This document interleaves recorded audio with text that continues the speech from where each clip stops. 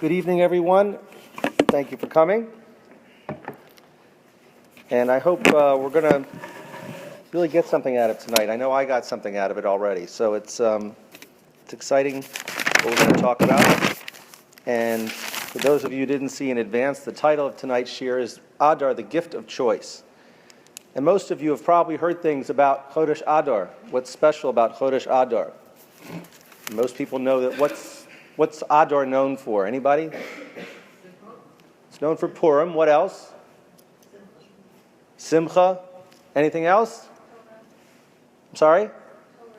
All the months are known for Torah, but Adar certainly so. But Adar is actually known in the zodiac circles as the month of Mazel.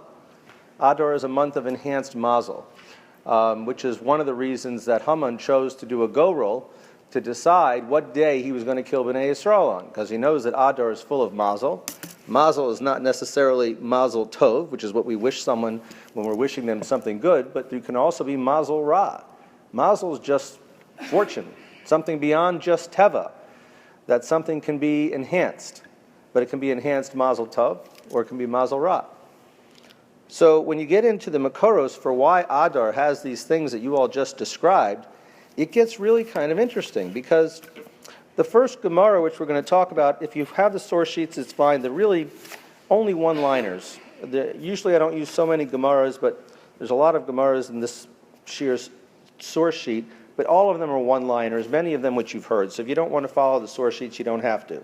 The first one is from a Gemara in Tainus, something you all know already, because we already called it out. Gemara in Tainus says, Mishanichnas Av Mematim B'Simcha. When the Chodesh of Av comes, we cut down on the amount of simcha that we have.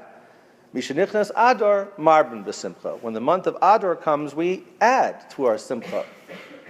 Now, how do we mark the month of Av when we're mematim our simcha, when we cut down on our simcha? We all know how we do that, right? There's no music, and you don't do laundry, and you don't get haircuts, and you don't dance, all these things that you don't do. How many things do you do to enhance simcha in Adar? I mean, let's be honest. If it wasn't for the Yontif of Purim and the obligation to give Shalach Manos and to have a Purim Suda, which we make into a tircha, if it wasn't for those mitzvahs, what do we really do to add to simcha? So the answer is nothing, right? We simply follow the first half of the Gemara, which is to be memayat simcha in the month of Av, and we walk around depressed and schlepped and oivei, what's to become of me? And when it comes to Adar, when we're supposed to add to simcha, we go along our merry way like nothing's changed. Because that is the motto of modern yeshivish Judaism. Depression is from. Depression is not from. You're ignoring the second half of the Gemara. Mishanichnas Adar Marvin B'Simcha means as much as you do to cut down on your simcha in Av, you add to your simcha in Adar. And that may be something different to everybody. But there's an absolute idea of adding to simcha every day of Adar. Even more than there's a mitzvah every day to have simcha in your life, which is a mitzvah every day. Mitzvah gedola lios b'simcha. That's a mitzvah, to be b'simcha. I know they don't teach you that everywhere, but it is. It's a mitzvah. And in Adar, there's a double mitzvah to even be more misameach. It's just a Gemara. But it's the same Gemara that tells us to cut down on simcha and Av. Let's try to be as frum about the simcha as we are about depression. Good place to start. That's Gemara number one, is that there's actually this idea in the Gemara of Marben B'Simcha. So we know that there's such an idea. So look at source number two. This goes much deeper than this. The Gemara goes so far as to say it's not just a mitzvah to be misameach in Adar, but it goes further than that. In source number two, it says, Hilchach bar Yisrael de islay dina b'hadi nachri. If a Jew has a court case against a goy, l'shtamesh minei ba'av, he should try very hard to change it out of Chodesh Av. Dari mazliya v'limsei nafshei ba'adar. And he should try to have his court case changed to Adar. So it wasn't just some random Gemara that said Marben B'Simcha and Adar. Here's a Gemara telling you something practical.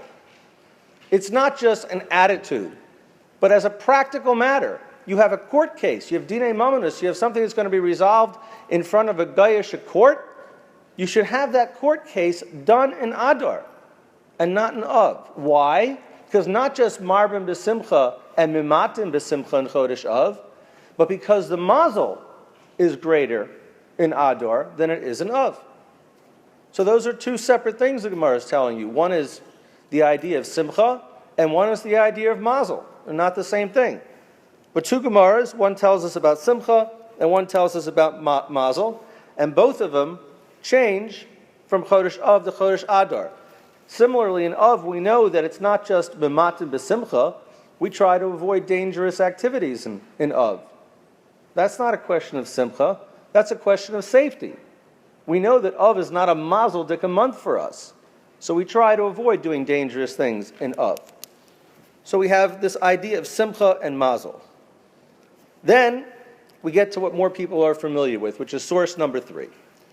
Source number 3 says, I'm sorry, the top line's a little bit cut off, but if you see it starts at the end of the line, Kaven shenafal por b'chodesh Adar, sameach simcha gedola. This is talking about Haman.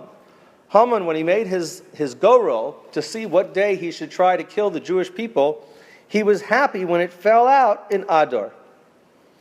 Omar nafal lipur berach shemes ba Moshe. It fell out on the day that Moshe died. So he knew that not only was it good that it fell out in Adar, which has bad signs for Klal Yisrael, because Moshe Rabbeinu died. And it's true, Moshe Rabbeinu died on Zayin Adar. So Haman was delighted. Look at this. I did a go-roll to find out what was going to be the best day to kill Klal Yisrael, and it came out on a day that I happen to know is bad mazel for them, because Moshe Rabbeinu died. Goes on the Gemara further, V'lo haya yodea shebeshiva Adar meis ubeshiva Adar nolad. What Haman did not know is that, yes, it's true, Moshe Rabbeinu died on the 7th of Adar, but he did not know that it was also the day that Moshe Rabbeinu was born. So his cheshbon was messed up. His cheshbon was, I'm all delighted, I'm all excited that my gorel came out on such a mazeldik day to kill Klal Yisrael, because that's the day Moshe died. Gemara says he was wrong, because Moshe was also born that day. So I got to ask you, so we have now a siman Klala for Klal Yisrael and Zayin Adar. This is the day that Moshe died. So Haman's right. But no, he was wrong. Because it's also Siman Bracha, because Moshe was born. Does that mean Adar is a month to be Marbin B'Simcha? Does that mean it's a month of good mazel? On the contrary, we have both. Here we had that Moshe Rabbeinu died, and now to balance that out, we have it's also the day that Moshe Rabbeinu was born. How does that turn it like this, that it's all good?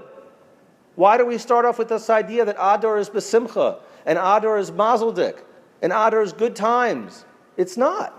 The siman that the Gemara gives us is that Moshe died. But he didn't know he was also born. That should only make it equal. Why does we have all these Gemaras that say Adar is a positive time? It's positive for Simcha, and it's positive for Mazel. And you should move your court cases there. It just makes it equal. Haman was right. Moshe died in that month. It's true, he also was born. But that doesn't mean that Haman was wrong and it's a Mazeldik month. All it really means is that it should be equal. We have some good things, we have some bad things.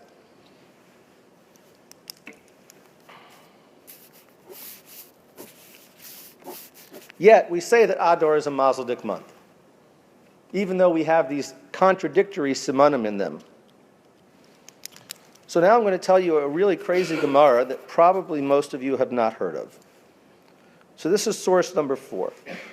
Amar Reish Lakish, and it goes on to, there's 2 pages connected here, but both under source number 4. Amar Reish Lakish, Pa'amim shebitlu shel Torah ze yisoda. There are times when destroying the Torah is a good thing. Not something they teach you many places.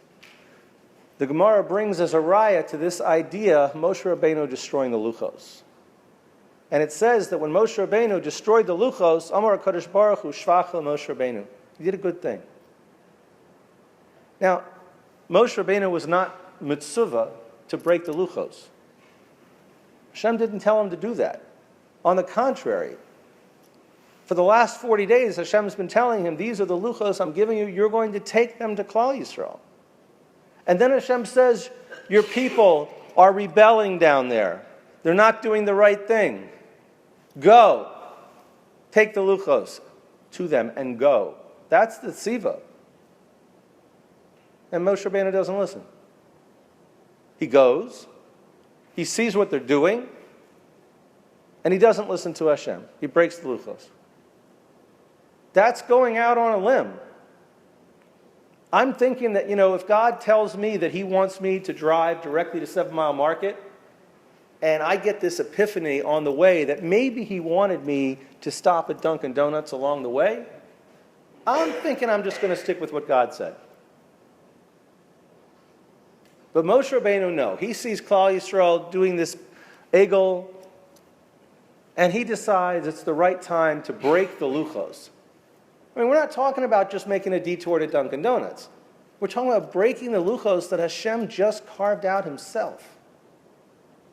Perhaps the holiest object we ever had in this world, something that Hashem made with his own hands, carved it out, gave it to Moshe Rabbeinu to give to Klal Yisrael, comes along Moshe Rabbeinu and says, I know better. Not only am I not going to listen to Hashem and not give it to the people, I'm going to break them, destroy them. So the Gemara has this whole discussion about it and says how Hashem was happy with Moshe's choice. And the Gemara from there concludes this line that we just read, that sometimes you have to think outside the box. Sometimes just following blindly isn't the right thing to do. That's the Gemara's conclusion. Crazy idea, but that's the Gemara's conclusion. Sometimes. And think about these broken luchos. What happened to the broken pieces of the luchos? Anybody know? Yeah. They were put in the aron, exactly, right next to the second set of luchos. And they were carried around with the broken pieces right next to the new luchos as equally kadosh. These broken pieces which no longer said anything, which had nothing on them anymore. They're crumbled. A sign, a critical sign of two things. Number one, that our mistakes are part of what makes us who we are. We all make mistakes. We were created to make mistakes. If Hashem didn't want anyone to make mistakes, we'd all be malachim. We're not malachim, and we were created this way dafka because we're going to make mistakes. But what's the lesson from the luchos, the broken luchos that we put in the aron? If we can learn from our mistakes, if we can be inspired from our mistakes, if they help us recall a mistake that we made so we can avoid it again in the future, then it's a strength. It's something that empowers us, A, not to do something like that again, and B, to see how we can overcome. That if we do something wrong and we make a mistake, it's not the end of the road. We can recover, we can grow from that. Our mistakes are not something we put into a closet and say it never happened and we try to move on. No, our mistakes are something which we have to embrace as part of our humanity and say that even though I made mistakes, I've learned from them and I'm going to do better next time. That's the symbolism of carrying the broken pieces of the luchos in the aron with the original pieces.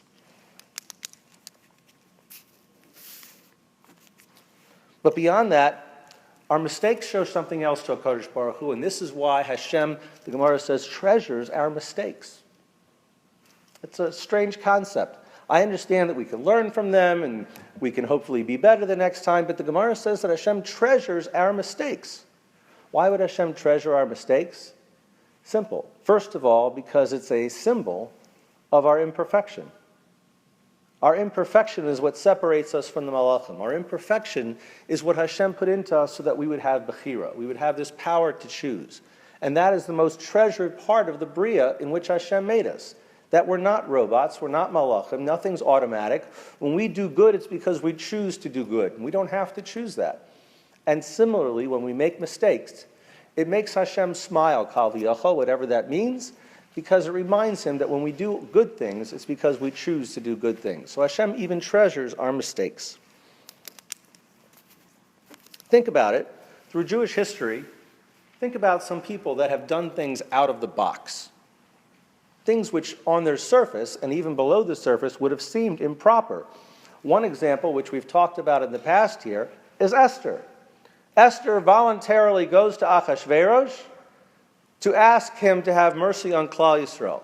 And all the halachic discussions about why Esther had never gone to Achashverosh voluntarily before, that she'd never be able to go back to her husband, all these kinds of discussions. Halachically, there's absolutely zero question Esther was not permitted to go to Achashverosh voluntarily. There is not a single posek who disagrees with that statement. Everyone agrees from the letter of the law, Esther was not allowed to voluntarily go to Achashverosh, even to save Klal Yisrael, even to save herself. She wasn't allowed. But not only does she go, she asks Mordechai to daven for her that her going should be a zchus, and she asks Mordechai to ask all of Klal Yisrael to fast for her, in essence, join in her going against halacha so that she can go to Achashverosh.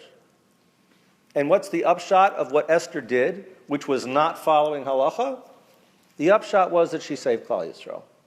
And again, there's whole sorts of reasons why it may have been okay in what Esther and Mordechai's cheshbon was, even though it's against halacha. But the point is that halacha works 99.9% of the time, but it's not meant to be a substitute for thought. You have to think. That's why we have some mitzvahs, tzrichas kavana. There's some mitzvahs, if you're just doing them because you're on automatic pilot, they don't even count.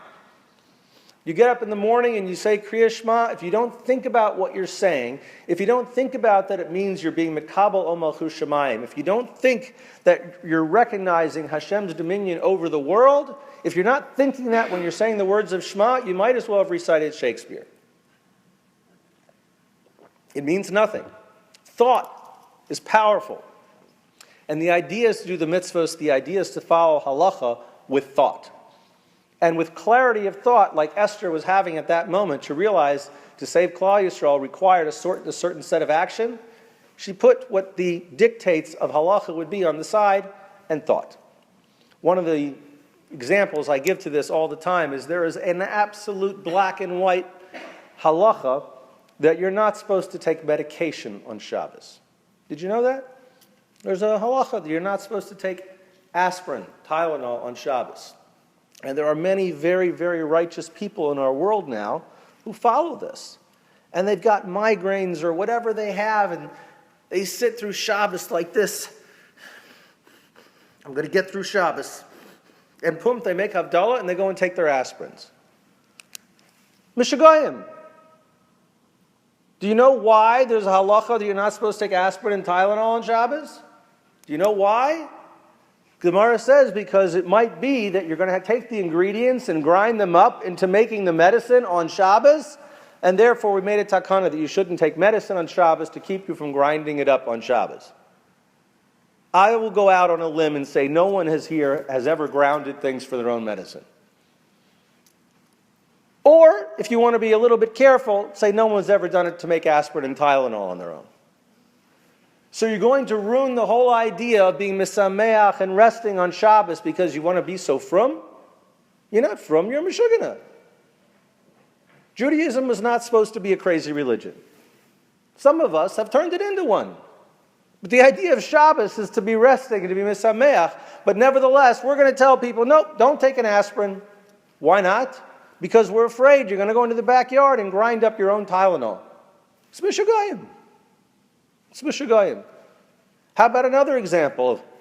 Boaz is perhaps the greatest example of someone in our history who, if he would have followed the letter of halacha as it was at the time, David HaMelech isn't born. I mean, for centuries, at the time Boaz is around, there's a halacha that Moavi v'Amoni lo hava v'kal Hashem. No one from Ammon and Moab can marry into Klal Yisrael. You're not allowed. Well, Boaz meets this young woman from Moab, and he decides, because he's the Gadol Adar, that he can take this woman for a wife, so he changes the halacha. Can you imagine someone going out on such a limb now? Boaz did what he did, l'shem shemayim, He understood that there was a difference in the halacha as it had been recited as opposed to what was intended.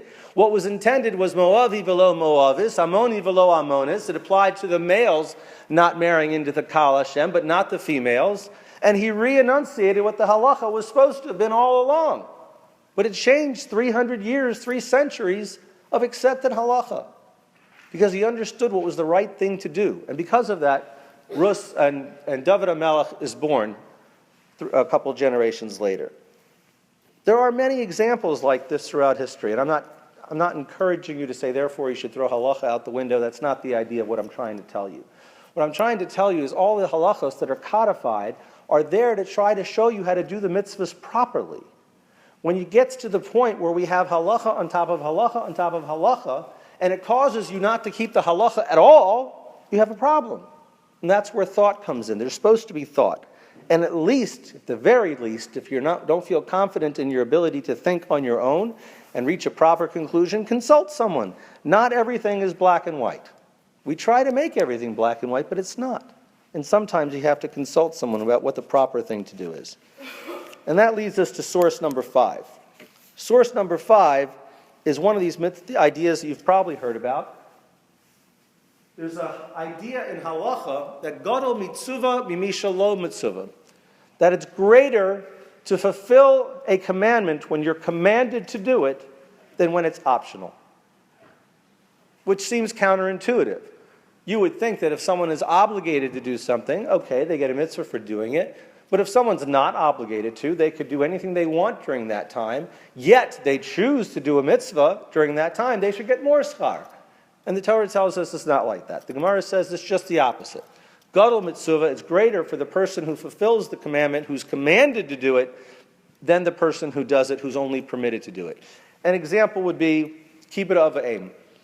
2 people are walking along. They both see an elderly person who needs some assistance. It's a mitzvah for anyone to help. But for the person if their child happens to be one of the people watching the scene, it's a greater mitzvah for the child to help, because they also have a mitzvah of kibbud av v'em. They get more schar for doing something for their parent than another stam person walking down the street does who happens to assist them. It's a kind of a counterintuitive thing. And why is that? Why would there be such a concept that there's more schar given to the person who's doing something out of obligation? And it's the same idea. The idea is that when you have to do something, it's no longer your choice. Okay. But since it's not out of your choice, you feel compelled. And since you feel compelled, it's a tircha to you. It's hard for you. Because the greatest thing we appreciate as individuals, as human beings, is being able to do what we want. So when there comes a mitzvah and says, right now, at this moment in time, you can't do what you want, but rather you have to do this, it's counterintuitive to how our thought process works. And when we manage to do a mitzvah that we're mitzvah to do at that moment in time, it is counterintuitive. It's harder for us because it goes against our grain, so we get more schar for that. But here's where things get a little bit interesting. Look at source number 6. Source number 6 is again a Gemara. It says, Ribono Shalom tafazu ma tehei aleha. Hashem has predestined, decided, bin gozer, everything that's going to happen to a person. Gibor uchalash. Is he strong or is he weak? Chacham utipish. Is he smart or is he limited? Ashir ani. Is he wealthy or is he poor? The ilu rasha utzadik lo ka'amar. But whether he's a rasha or tzaddik, it doesn't say. All these things, Hashem is nigzer before a person is born. Now again, it would be the topic of a whole shir to explain why no one's necessarily bound by those predestined ideas. There are ways of breaking out of things that are predestined through our actions and through tefillah and things like that. But nevertheless, there's a presumption this is the way it's going to go. Except for whether a person's a rasha or a tzaddik. Now why is that? Why is that not on the list? Why isn't that predestined? And the answer is because all these other things, whether someone's wealthy or someone's poor, whether someone's smart or whether they're limited, whether they're strong, whether they're weak. None of those dictate whether a person is a rasha or a tzaddik. But being a rasha or a tzaddik is the end game. That's what we're here for, to prove which one of those we are. And none of that is predestined. None of that is there a presumption for, because we decide those things every single day with what we do. So none of that is presumed at all. There's people who have no money, people who are very limited intellectually, people who are 5'2" and weaklings, who are making a bigger impact in the world and have the classification of a tzaddik. And there's other people who are very wealthy, who are 6'2" and strong and brilliant, who have the din of a rasha. That's based on their actions. None of that has anything to do with Hashem saying when a person's born, this is how they're going to be. All the other stuff, there's a path that they're supposed to follow. They don't always follow it for a myriad of reasons, but it's harder to get off that path. But the path of whether someone's a tzaddik or a rasha, that's totally up to the person from the day they're born, from the choices they make, from how they live their life. The power of choice is extremely powerful. It's powerful that Hashem protects it at all costs. And it's powerful in that it decides the ultimate tachlis of us being here. Are we going to have the din of a tzaddik, or are we going to have the din of a rasha? So let me ask you a question. There's a beggar who's going down the street, and the only way he makes it through each day, he carries his sack of his few personal belongings that he owns on his shoulder every day. And he goes through the streets of the town, and he tries to raise a few meager coins that people will share with him so he can get food for the day. Perhaps he finds a scrap of leftover food from somebody else. And this is how he makes his ability to exist from day to day. There's a moment in the day where he's tired, he needs to use the restroom. He goes into the local McDonald's to use their restroom, and he puts his sack outside on the stool until he comes out. Unbeknownst to him, while he's inside the McDonald's, someone comes along and puts $1 million at the bottom of his sack, but doesn't tell him. The beggar comes back out of McDonald's, picks up his sack, and what does he do? He goes along begging for scraps the rest of the day, and maybe even the next day, until he ever gets to the bottom of the sack, if he ever gets to the bottom of the sack. The knowledge is the key. Someone having $1 million at the bottom of their sack doesn't do them any good at all if they don't know it's there. And that's where we go from here. That's the great gift of Adar. The great gift of Adar is exactly what we were talking about half an hour ago. The greatest gift of Adar is that Hashem tells us that in this month, we're collecting for yeshiva so-and-so, and by the way, every donation you give this time at this particular moment is going to be quadrupled. Ever get one of those phone calls? Or one of those internet fundraisers? That's the month of Adar. Hashem's telling you that this month, anything you do is multiplied. It's kind of like what Elul is for tshuva, what Yom Kippur is for kapara, Adar is for zchus. And Hashem's telling you the multiplier is out. There's things that you do and you try to do tshuva, and it's kind of like, well, you say it in davening, but your heart wasn't really in it because it's the middle of July and you're not quite in the tshuva mood yet, and it's not Elul or anything. But if you make that effort on Yom Kippur, Hashem has rachmanas on you. It's a zaman of mechila. So Hashem says He's trying. And He grants you a mechila, even though you didn't necessarily do it right. That's what Adar is for all types of mazel, for all types of zchus, for all types of simcha. Whatever you do, whatever effort you make, there's a multiplier. Okay, you didn't get the phone call from someone telling you that everything you do in the month of Adar is multiplied. The Gemara is telling you that. Otherwise, it makes no sense. Moshe was born, Moshe died. It should be equal. No, it's not equal. Because yes, there's equal zchus that we can look to historically. But what happened when Klal Yisrael made their effort in Adar? Hashem didn't just save them. Mordechai became the second person to Achashverosh. He has the signet ring. It led to the Beis Hamikdash being rebuilt. We weren't simply saved. It was v'nahapachu. Things were dramatically turned around. We didn't go from being downtrodden to being normal again. We went from being downtrodden to being at the top of the world. That's what Adar represents. When the Gemara says that it's a mazel dika month, when the Gemara says it's a simcha dika month, it's not that the Gemara doesn't realize that there's powerful forces in both ways. There's the multiplier. Anything good in the month of Adar is multiplied dramatically. Why? Okay, come back here next Thursday. We'll have a 4-hour discussion with Kabbalistic sources from the Zodiac and things like that as to why Adar has those kochos. For now, take it from me.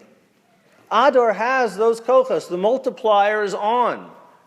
When the month of Adar comes, the potential for the month is so much more than any other month. Anything we do is multiplied, magnified, and enhanced. And Hashem tells us about it. That's the great gift of Adar. If we just languish around through Adar, that okay, last month it was Shvat, now it's Adar, another month, we're no different than the beggar who's got the $1 million at the bottom of his sack. It doesn't do you any good if you don't know about it. Nebuch for all the people that are somewhere else tonight. You know about it. You know about it. Potential. I mean, realistically, everybody tries hard to do the right thing. But knowing that when you do something special in the month of Adar, it's quadrupled and magnified and enhanced, who wouldn't go further to try? But that's the incredible gift.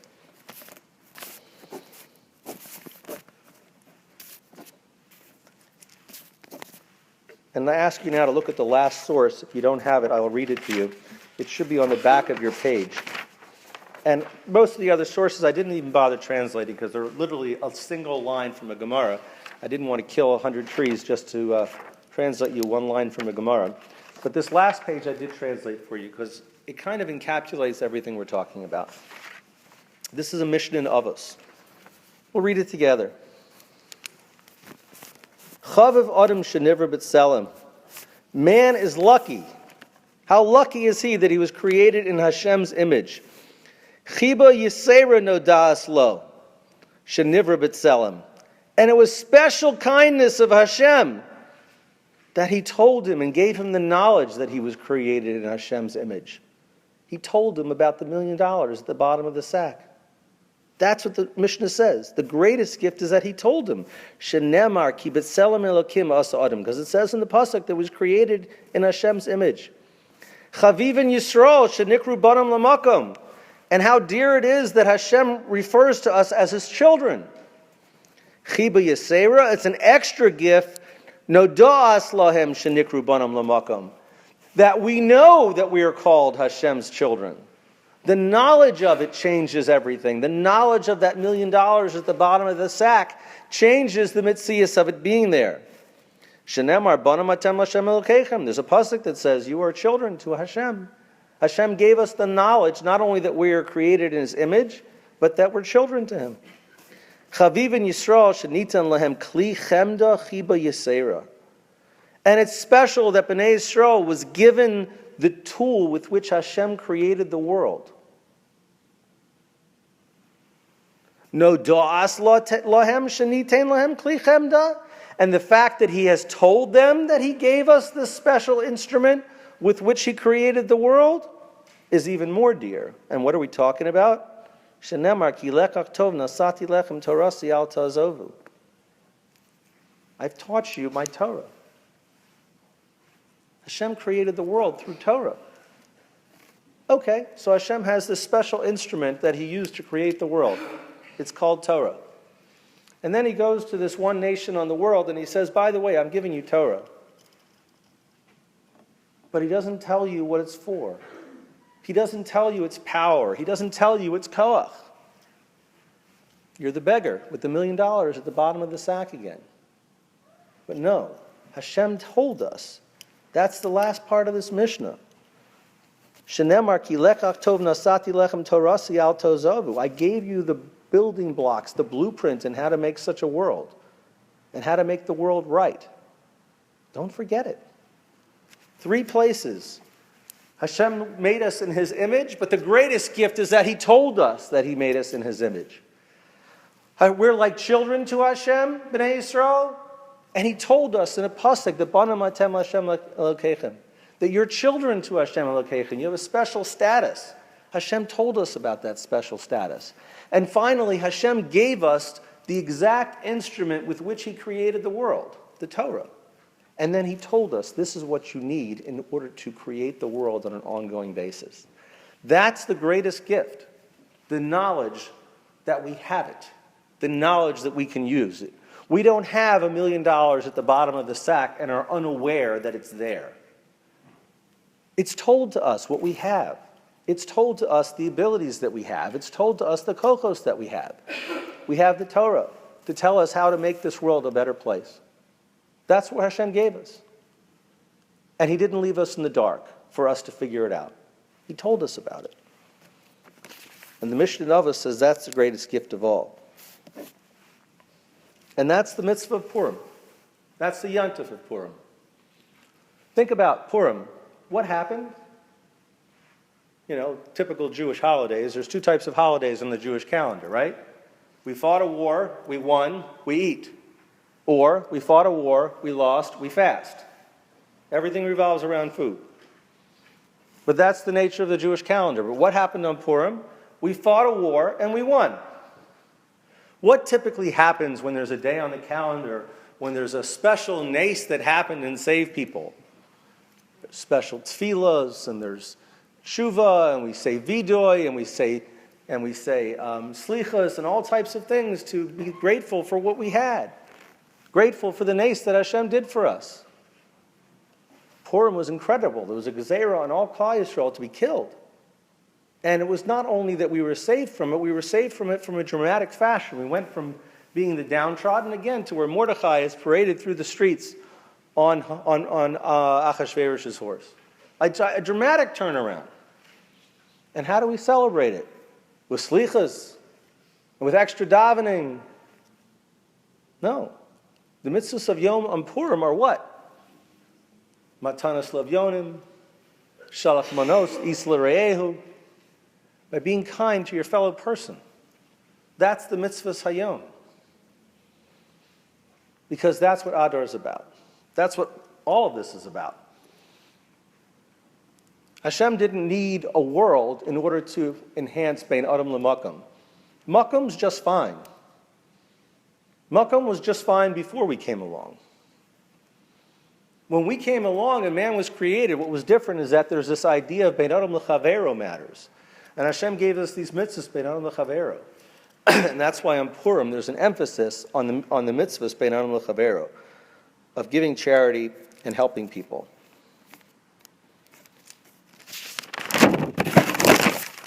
But that is the gift of Adar. We don't have Rosh Chodesh for another few days. It's really a shame that we don't have a whole Chodesh Shvat dedicated to preparing for Chodesh Adar. I mean, that's what we do for Elul, right? Elul, we devote the whole month to preparing for a month when the powers of tshuva are enhanced, the powers of kapara are enhanced. And we prepare for it for a month. We get ready for it. We really need to spend the whole month of Shvat in order to capitalize on Adar properly. Okay, we don't do that. Maybe we should. Maybe we still can in the next 4 or 5 days. But at the very least, appreciate the knowledge. The knowledge that the Gemaras tell us, which is the powers of Chodesh Adar. That Hashem gave us these kochos in Chodesh Adar. Everything you do is tripled. Everything you do is quadrupled in Chodesh Adar. You think you're going to have a bad month? It can be sky's the limit. Those are the kochos of Adar. There are no caps. There are no minimums. Everything you do is enhanced and dramatically multiplied. That's the midas of Chodesh Adar.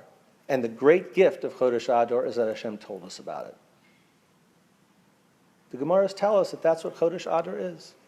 this opportunity for enhancement, this opportunity for quadruple your dollars, quadruple your mitzvahs. Everything you do is multiplied. What a gift. What a gift.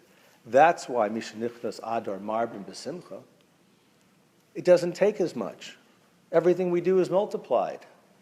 That's why you want to move a court case to Chodesh Adar. Shouldn't we be as frum in enhancing Adar as we are in being Memayat Simcha in Av? Think about all the things we do to suck the happiness out of your life in Av. Let's be as frum about enhancing it in Chodesh Adar. That's what the Gemaras are telling us to do. Appreciate the gift that Hashem gave you. The gift for being Misameach, for being Mazel Dik, for having Mazel Tov in Adar is on fire. But like the 4-time matching gift, if you don't give the one gift, you don't get the 4 times the match. But realize that everything you do in Chodesh Adar is multiplied. And appreciate the koach that Hashem gave us. But the greatest gift of all is the knowledge that we have, is that Hashem gave us these kochos. And appreciate them, because we don't walk around with a sack not knowing what's at the bottom. We know what's in it. And that's the gift of Adar, is knowing that we have these gifts and we have amazing opportunities to use them and capitalize on them, where a little bit of effort goes a long way. Thank you.